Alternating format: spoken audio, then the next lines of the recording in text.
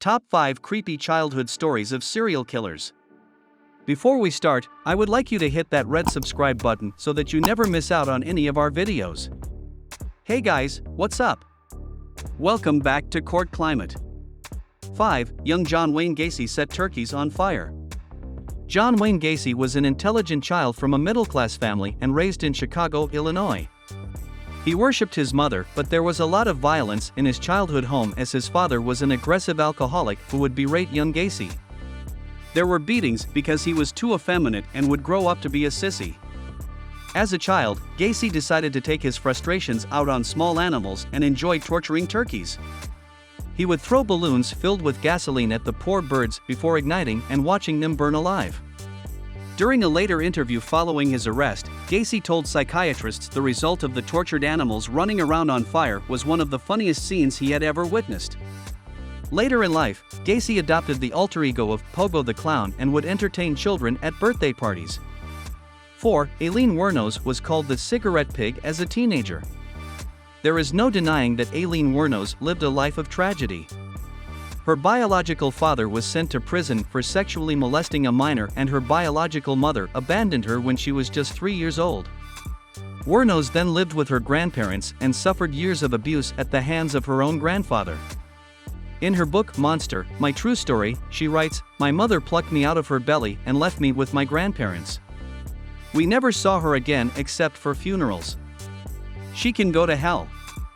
My grandfather would beat me often after school or if I came home late. He'd make me cut down a willow branch and he'd use that. I soon learned that the thicker the branch, the less it hurt." At the age of 13 years old, she became known as the cigarette pig amongst the boys at school because she was notorious for exchanging sexual favors for cigarettes. 3. Alexander Pichushkin's personality changed after a childhood head injury. Russian serial killer Alexander Pichushkin had set himself a twisted goal to kill 64 victims, one for every square space on a chessboard. From this, he was nicknamed the chessboard killer, and in 1992, he was convicted of killing and mutilating 52 people. Pichushkin had no remorse for his crimes as he explained, "For me, life without killing is like life without food for you. I felt like the father of all these his victims, since it was I who opened the door for them to another world." At the age of 4 years old, Pichushkin suffered a head injury that drastically changed his personality.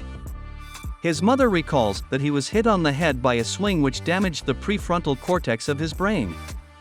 Researchers at the University of Glasgow found that 21% of eligible killers had suffered a head injury in the past. 2. Ed Gein grew up in a house of horrors. Ed Gein's mother will go down in history as one of the worst mothers of all time. Thanks to her parenting skills, Gein became the inspiration for many horror film characters including Norman Bates in Psycho, 1960, Leatherface in Texas Chainsaw Massacre, 1974, and Buffalo Bill in The Silence of the Lambs, 1991. Gein's unnerving attachment to his mother led him to create a very creepy woman suit from the exhumed bodies of women whose graves he had robbed. The isolated farmhouse in Plainfield, Wisconsin, where he grew up as a child, was the perfect environment for his domineering mother to teach him all about the evils of the world and that women were the devil, herself not included, of course. Following his mother's death, Gein inherited the family home, and the eerie building creeped out many of the locals. Former reporter Dick Leonard recalls, "If you ever wanted to have a Halloween party, that would be a great place for it. It was a spooky house out on the edge of town." 1. Henry Lee Lucas lost his eye aged 10 years old. Henry Lee Lucas became known as the Confession Killer as his remarkable claims that he killed more than 100 victims were at one time taken seriously by the Texas Rangers who interviewed him. The real victim count is believed to be between 3 to 41 people, however, this was never confirmed. Born in Blacksburg, Virginia in 1936, Lucas suffered a tough life at the hands of his abusive mother who tormented her son both physically and psychologically. He recalled, "I hated all my life. I was treated like what I call the dog of the family. I was beaten. I was made to do things that no human being would want to do." His mother dressed him as a girl and forced him to watch her have sex with many of her lovers. This brings us to the end of our video. I hope you enjoyed it. Hit like if you did, and don't forget to subscribe to our channel so that you don't miss any of our videos in the future. Also, watch the 2 videos that are on your screen, because I'm sure you'll love them.